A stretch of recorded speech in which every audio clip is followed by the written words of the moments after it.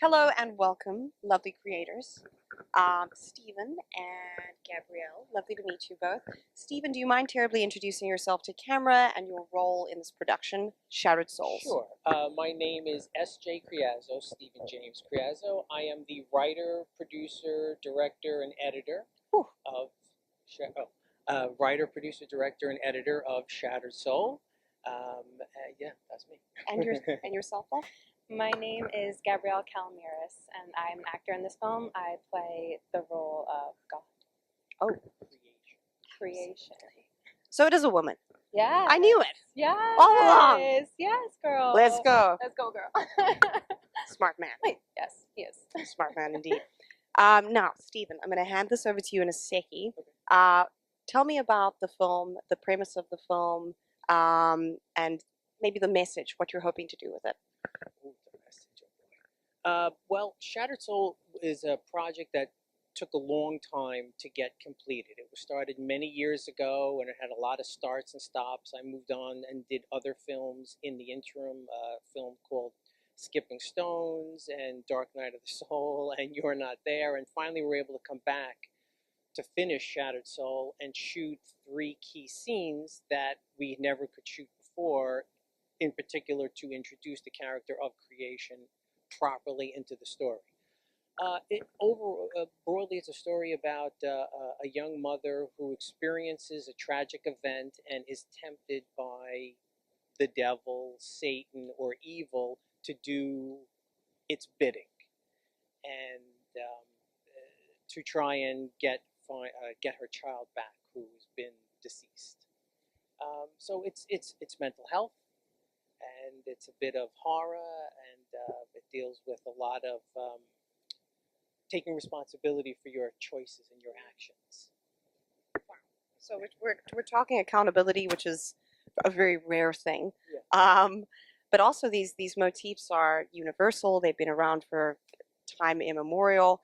What a challenging role to accept and to take on.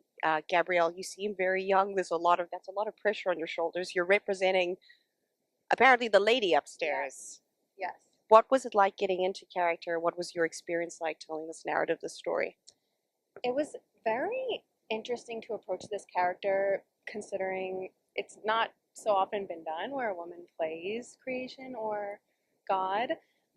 So in a way, it was sort of freeing, and it just gave me the freedom to approach this with a very human, just real person approach, like an everyday. This wasn't really set in necessarily a time or place even, and being able to just bring myself in a way to that, and sort of like the human experience into someone all-knowing and a guide, really, at the end of the day, to lead her child on the right path and have them sort of look in the mirror and reflect, and not in a way that it's telling you what to do. And I feel so often with many religions, it's do this, do that, don't do this, don't do that. And with my character, it was more of like, let's set up a mirror and reflect on what do we think is right, what is wrong, and what are the repercussions of our actions. So it was actually really a fun challenge to approach this role in sort of a new, modern take. I think that's such an admirable and scary thing to do, because as far as like perspective is concerned, how do you gain perspective on playing something totally inhuman? Absolutely. But the only way that we can develop or cultivate faith is by finding the humanity and the connection thread. So to sort of balance that tenuous line for both of you, what an important story, what a difficult one. I commend you on it. Also, what an important narrative right now. Well, narratively, the key for Gabby was that it wasn't really God or creation talk. The scenes that are in the film between creation and Satan are, for Gabby, a scene between a father or mother and child, a parent and a child. So we dealt with the aspects that way. So the scenes are for the actress Diana Cherkis, who's playing Evie, the lead, and playing a dual role. She is a child who's disappointed in her parent, and Gabby's playing in essence a parent who is disappointed in her child, and then we just frame it all around good.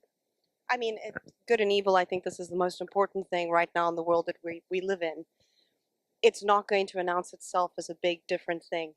It comes in the form of the most close to us or the most pedestrian or commonplace. Yes. What a wonderful way of tricking people into thinking. Well Yes, done, guys. absolutely.